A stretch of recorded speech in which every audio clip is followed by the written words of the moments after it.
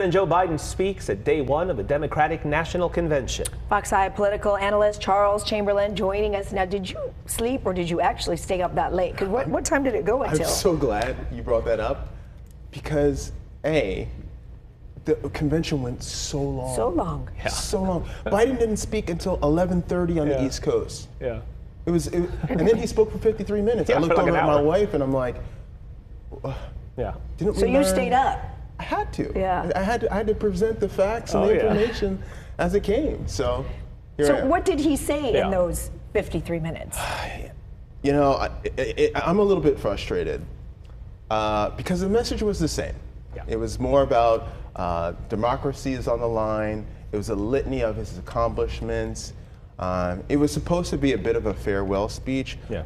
but it was a combination of both, hey, I've done all these things over the last 4 years, and this is why you should be proud of my legacy. But I think the moment was really about Vice President Kamala Harris. Right. And I feel like the handoff wasn't there. I feel like he could have handed it Really? off just a little bit more.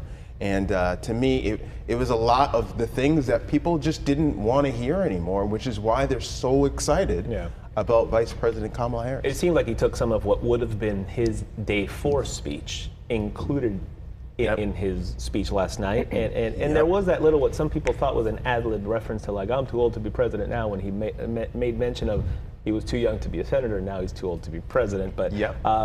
let's talk about Vice President Kamala Harris. This was her night, everybody making reference, thanking Joe Biden as expected, and saying this is the future. She made a surprise appearance, spoke, which normally doesn't Yeah. happen on day No. one for the candidate. No, they brought her out, and that was probably the highlight of Right. the night. She came out to boisterous applause, and she thanked Joe Biden for his service Right. and for being his mentor, or her mentor. So a great moment for the DNC caucus. You could kind of feel the electricity in the air when she showed up Right. on stage, and that was a great moment for the VP as well. Great moment. Hillary Clinton being there, yes or no? I think it shows a contrast between the Republican convention and the Democratic convention, the unification, right, between the bridges between all the generations, right? There was some sort of factoid that came up on the screen when I was watching. How many conventions has Hillary Clinton spoke at? It was 5, 6, or 7. Yeah. 6. 6 conventions. 6 conventions. Wow. But that's just showing that they're all together. 6 conventions ago to right now, the party's unified, they're together. She also spoke to that message about a woman being in the seat for president, Right. as a nominee, which I think Kamala Harris is going to take the Barack Obama route, in that you could see that he was a different candidate, and you can see with her that she's a different candidate. So I don't think she's going to speak to it, and so I think they had Hillary Clinton, the former Secretary of State, speak to that at that moment. That was a very, I thought last night was very good on a literal transition, the baton passing of, like you said, the old guard to the new guard. You had, because you had Joe Biden, and then and the rousing applause that Hillary got, it seemed like that was longer than what Joe Biden or Kamala Harris got. They would not stop applauding for her. And then what she said, do you think that helps in terms of, she said, mentioning cracking of that glass ceiling, but maybe now they break through? Yeah, I look, I don't think American voters right now care so much about that. I think we're past it. I think everyone believes that we should, and should have already had a woman as president, regardless if they were Democrat or Republican. I think right now they care about the issues. I think they care about not having the same candidate, or the same 2 candidates. So I think she did crystallize that moment for everyone, but I think America is well past that. Let's talk a little bit about what we're going to see today, day 2. Well, we're going to have more of kind of the passing of baton. We'll have the former First Lady, Michelle Obama. We'll have the governor of Illinois.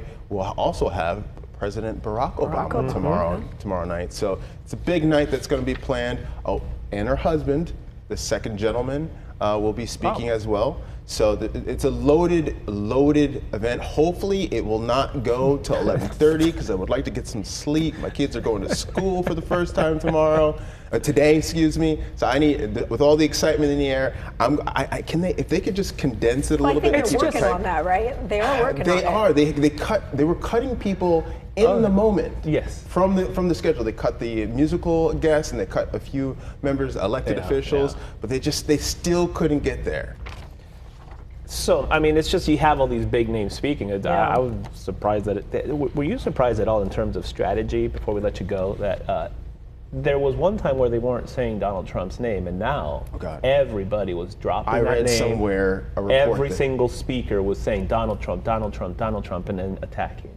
I read somewhere that they said his name 150 times last night. It's a total 180 from the previous guy. Their messaging, I'm finding that this convention is a little sloppy.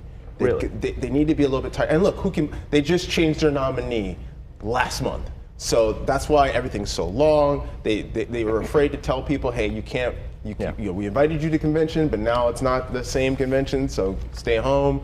And you find that they're a little bit all over the map. But they, maybe over the next course of a couple days, they'll start to tighten it up a little bit.